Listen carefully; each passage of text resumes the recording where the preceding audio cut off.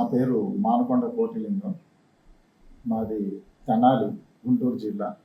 అక్కడే విద్యాభ్యాసం ఇంత డిగ్రీ అయిన తర్వాత 1975లో హైదరాబాద్ వచ్చాను. డిఫరెంట్ ఆర్గనైజేషన్స్లో పనిచేస్తూ హైదరాబాద్ దూరదర్శన్ కేంద్రాల్లో కూడా పనిచేస్తూ అక్కడ రిజైన్ చేసి స్టేట్ బ్యాంక్ ఆఫ్ హైదరాబాద్లో చేరాను. ఆ రోజుల్లో ఉండే ఒక బ్యాంకింగ్ సర్వీస్ పట్ల ఉన్న ఒక అనుకూల దృక్పథంతో దాంట్లో నేను 3 చోట్ల రూరల్ బ్రాంచ్ మేనేజర్గా,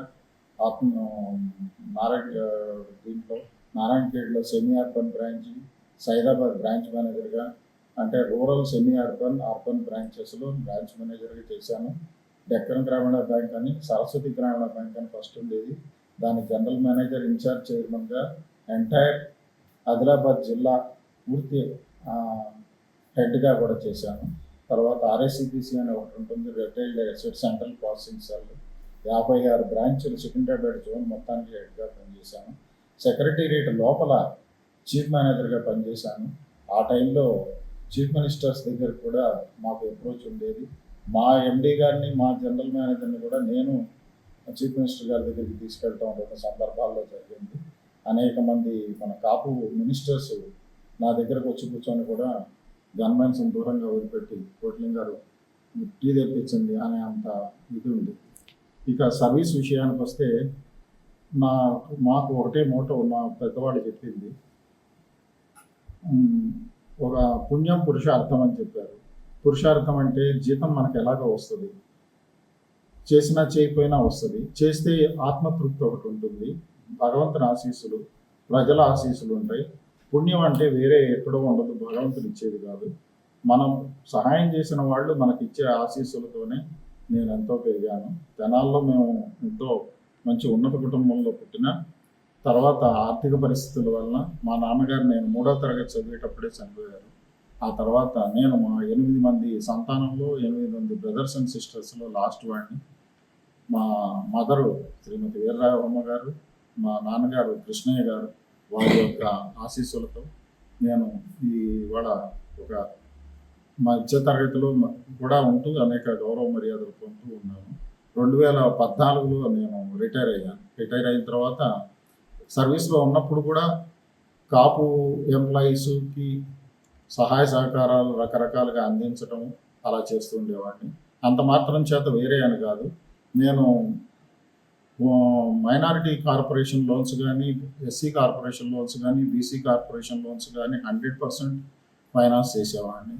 2 చోట్ల మైనారిటీస్ మెజారిటీగా ఉన్న స్థానాలు నారాయణఖేడ్ కానీ, సైదాబాద్ బ్రాంచ్ మేనేజర్లుగా చేస్తూ వారి మన్ననలు పొంది వారితో సన్మానం పొందినటువంటి ఎస్సీ కార్పొరేషన్ వాళ్ళు నాకు విడిగా సన్మానం చేశారు. నా పేరు వెళ్ళప్పుడు అలివేలు మంగా సమేత అంటే స్వామి ఫ్రేమ్ వాళ్ళ నిర్మల్ పెయింటింగ్ ఇచ్చింది, ఇప్పటికీ కూడా మా ఇంట్లో ఉంటుంది వాళ్ళ పేరు మీద.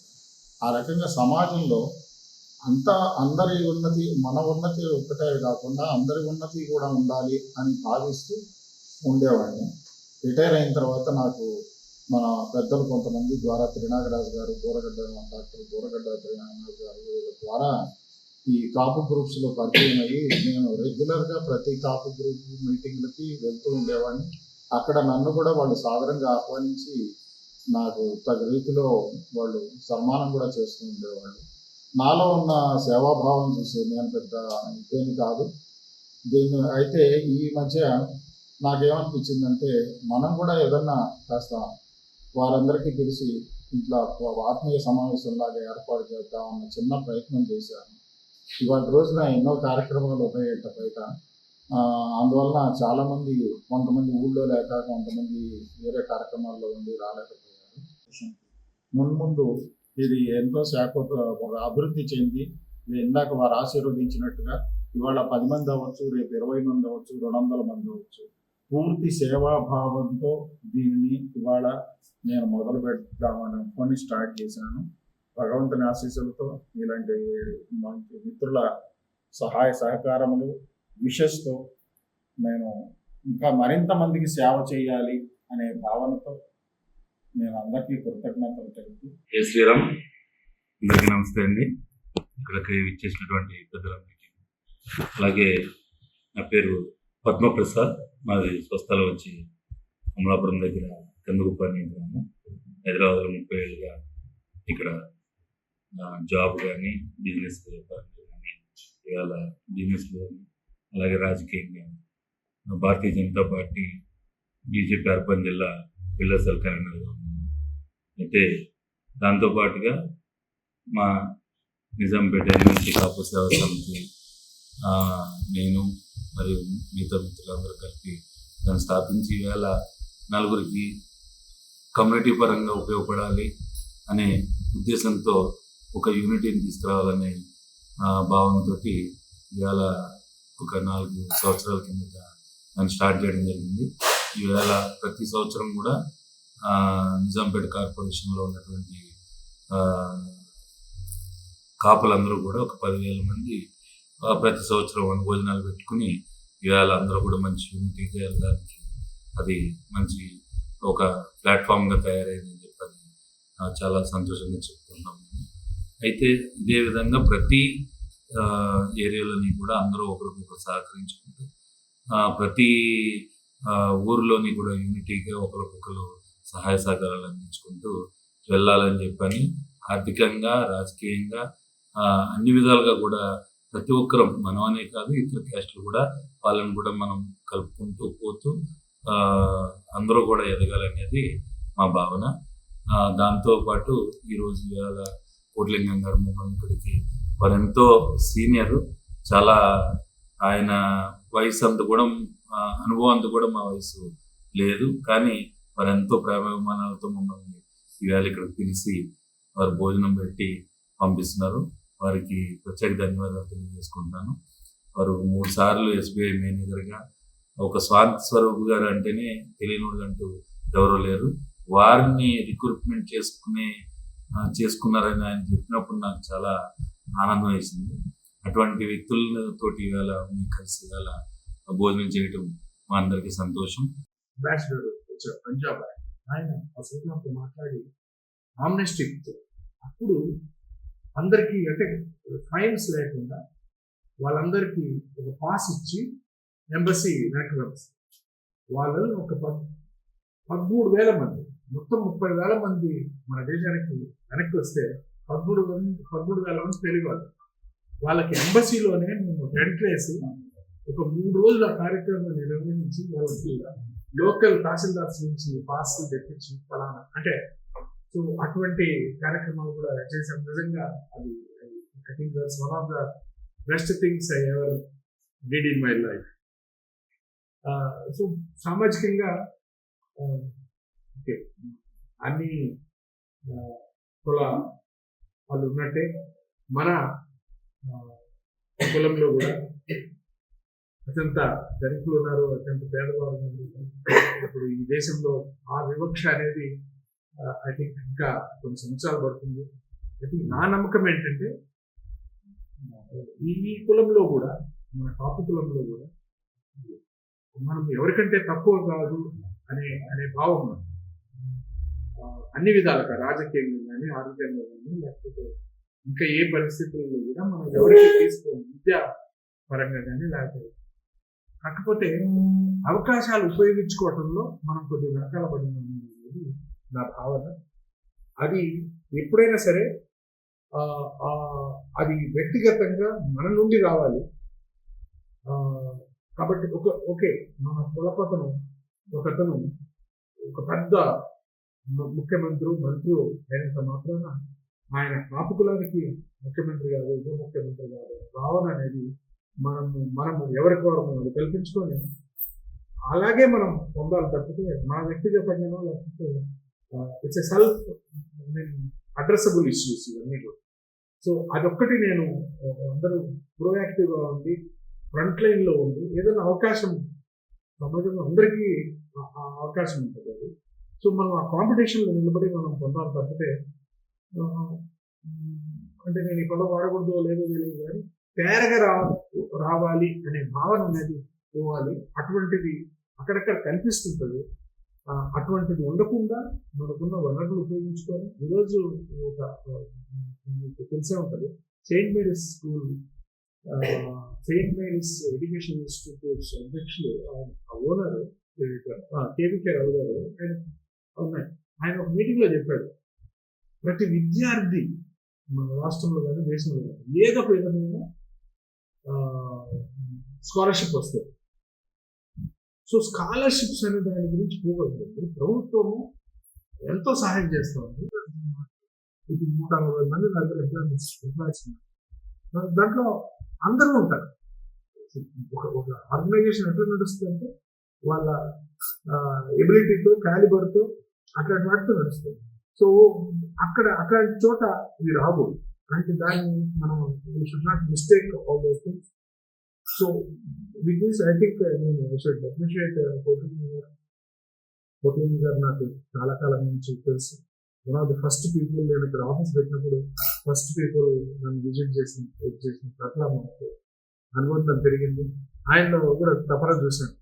సార్ ఆయనకు చేరేంత వరకు ఆ కాలంలో ఐ థింక్ ఆ కాలంలో అంటే మేమేమంటున్నాం ఆయనకంటే పెద్ద చిన్నోళ్ళమేం కాదు. బట్ వాళ్ళ ఆ రోజు స్టేట్ బ్యాంక్ ఆఫ్ ఇండియా ఉన్న గ్లోరీ, ఆ రోజు ఓటింగ్ కల్చర్ ఈ రోజు లేదు. ఈ రోజు state bank of India it's like any other private bank. But ఆ కాలంలో వాళ్ళు చేసిన సహాయాలు, ఆయన minority corporation, SC corporation, BC corporation, అక్కడికి వాళ్ళ హెల్ప్ చేయటము అవన్నీ చెప్తున్నారు. ఈరోజు అట్లాంటిది ఏమి లేదు. ఇప్పుడు ఆ రోజు state bank of India, lead bank చాలా హెల్ప్ చేసింది. ఆ రోజు అవకాశాలు ఈరోజు చాలా మందికి లేవు. సో మీరు యూఆర్ గ్రేట్ఫుల్ టు గాడ్ అండి. God always bless you with more age and ఈ సర్వీస్ ఓరియంటేషన్. డెఫినెట్గా ఇట్లాంటి మీరు అనుకున్న ఏదైతే అనుకుంటున్నారో ఇట్లా ఎవ్రీ వీక్ మంత్లీ ఒకసారి కలిసి అందరితో సంభాషించి, ఈరోజు 10 మంది ఉండొచ్చు, రేపు 20 మంది రావచ్చు, తర్వాత 30 మంది రావచ్చు, సంభాషించి కొన్ని పంచుకొని ఏదైనా ఇంటర్న్ మనం అందరికి ఇచ్చే విధంగా ఏర్పాటు చేసినందుకు మీకు ధన్యవాదాలు అర్పించుకుంటూ థ్యాంక్స్ ఫర్ ద. నేను డాక్టర్ బి విజయరంగ. నేను బేసికల్లీ ఫార్మా డీలర్ని, ఏపీ తెలంగాణ సీనియర్ డీలర్ చేస్తున్నాను. అలాగే దాదాపు 2014లో నేను ఒక club, Lions club of Hyderabad కొత్తపేటలో ఎస్టాబ్లిష్ చేసాను. అప్పటి నుంచి ఇప్పుడు వరకు కొన్ని వందల హెల్త్ క్యాంప్స్, 1000 మందికి నా ద్వారా బెనిఫిషియర్ ఉన్నారు. రీసెంట్గా కూడా జేడి లక్ష్మణ్ గారు నేను కలిపి ఇంటర్లో 90% అబవ్ మార్క్స్ వచ్చిన వాళ్ళకి ముత్తూట్ ఫైనాన్స్తో ట్రై అయిపోయి 50 lakhs దాకా డొనేషన్స్ ఇప్పించాను. వాళ్ళకు కాన్సెప్ట్ ఏమంటే దాంట్లో మన కాపులు ఉంటుంది తయారు చేశాను. ముఖ్యంగా ఏమంటే వారికి గవర్నమెంట్ సీట్ వచ్చిన వాళ్ళకు పేమెంట్ తక్కువలో మన అగ్రికల్చర్ లేబర్ ఫ్యామిలీ నుంచి వచ్చింది. ఇక్కడ వారికి 5 years టోటల్, 4 years అక్కడని 10 మంది ఇంజనీరింగ్, 10 మంది మెడిసిన్. అట్లనే నేను నా దగ్గర అంత డబ్బులు లేనప్పుడు ఏం చేస్తాను అంటే వేరే సంస్థలు, ముత్తూట్ ఫైనాన్స్, తర్వాత మనకు ఎండీస్తోనే డైరెక్ట్ ఉంటుంది. వాళ్ళ పేరు చెప్పినా కానీ మన కమ్యూనిటీలో మ్యాక్సిమం అంటే ఇప్పుడు వరకు ఈక్వల్గా చేసుకుంటుంది. ఇప్పుడు కోట్లింగం గారి యొక్క పోస్ట్ మనకి ఈరోజు పెట్టారు కాబట్టి ఖచ్చితంగా అన్ని కమ్యూనిటీస్ని కలుపుకుంటూ మన కమ్యూనిటీకి ఎక్కువ డెవలప్ చేయాలని ఉద్దేశంతో సార్ కూడా మా క్లబ్లో మెంబర్ అయ్యారు, Lions club of Hyderabad. Present నేను రీజన్ చైర్మన్, నాకు అందరిలో 15 clubs ఉన్నాయి. సో మనకు స్టేట్ లెవెల్లో ఏ ఆఫీసర్తో నేను డైరెక్ట్ మాట్లాడుతుంది, డీజీపీ కానీ లేకపోతే అర్బన్ ఫారెస్ట్రీ కానీ మనం ఏమైనా సర్వీసెస్ చేయాలంటే కూడా రీసెంట్గా వచ్చిన అర్బన్ ఫారెస్ట్రీ డైరెక్టర్స్తో కానీ ఎఫ్ఆర్ఓస్ కూడా మనకు రీప్లాన్ అంటే మనం సర్వీస్ ఓరియంటెడ్ మంచిగా మన సార్ ఇప్పుడే చెప్పారు ఏమి ఆశించాం. ఇలా చేస్తూ మన బిజినెస్ వ్యాపారాల్లో ఏమన్నా ఉన్నా కానీ గుడ్ విల్ పెంచుకోవచ్చు. అలాంటి తర్వాత నా తరఫున ఏదన్నా కానీ ఇప్పుడు ఎంఓఈ ఒకటి ఐకేఎస్ఐ ఫౌండేషన్, దాని టర్నోవర్ వచ్చి 30,000 crores. నాకు తెలంగాణలో ఎంఓఈ ఇచ్చాను. నా దగ్గర బ్యాక్గ్రౌండ్ ఏం లేదు, జస్ట్ అంటే నేను ఆర్డినరీ సోషల్ వర్కర్. కానీ వాళ్ళు నన్ను నమ్మి ఫ్రీగా చేస్తాను. నిన్ననే ఒక గవర్నమెంట్ స్కూల్లో చేశాను. 300 స్టూడెంట్స్కు free dental screening, scaling and filling arts. At the same time మన తెలంగాణలో ప్రభుత్వము సర్వే ప్రకారం 70% స్కూల్లో చదివే పిల్లలు, ఆడపిల్లలకు హెమోగ్లోబిన్ బిలో 7 కాంప్లికేషన్స్ ఎక్కువ వస్తాయి. అంటే ఈ రకంగా నిన్ననే స్టార్ట్ చేసింది. ఎవ్రీ వీక్ ఒక క్యాంప్ ఉంటుంది. అలాగే మన కమ్యూనిటీలో ఏదైనా ఉంటే కూడా నాతో పాటు ఫ్రీ డెంటల్ కానీ ఆ క్యాంప్కి వస్తే నేను క్యాన్సర్ స్క్రీనింగ్ కూడా నాకు 15 hospitals రెనోవా కానీ తర్వాత ఎంఎన్జీ హాస్పిటల్ డైరెక్టర్స్ శ్రీనివాస్ గారు కూడా మనం ట్రై అయిపోతుంది. మనం అంటే కమ్యూనల్ గా ఇలాంటివి ఏమైనా ఉంటే యూజ్ చేసుకోవచ్చు. అందుకని కోటిలింగం గారు కూడా మనకున్నారు కాబట్టి వాళ్ళు సలహా ఇచ్చిన 99 ఛానల్ చంద్రశేఖర్ గారు కూడా నాకు ఒకసారి తెలిసి ఆయన అందరినీ కూడా మన ఇంట్లో వాళ్ళ లాగానే ఉంటారు. నా మిత్రుడు కన్న శ్రీనివాస్ ఇద్దరు వెళ్ళాము. అంటే ఎవరు వచ్చినా కానీ ఇంట్లో భోజనం పెట్టడం ఇంట్లో చాలా బాగుంది. సో ఇంకా ఆయన ఇలాంటి మన కాపులకు ఇప్పటికి సహకారం అందిస్తున్న ఈ ఛానల్కు వారికి ఇక్కడ వచ్చిన పెద్దలందరూ కూడా పేరు పెట్టింది.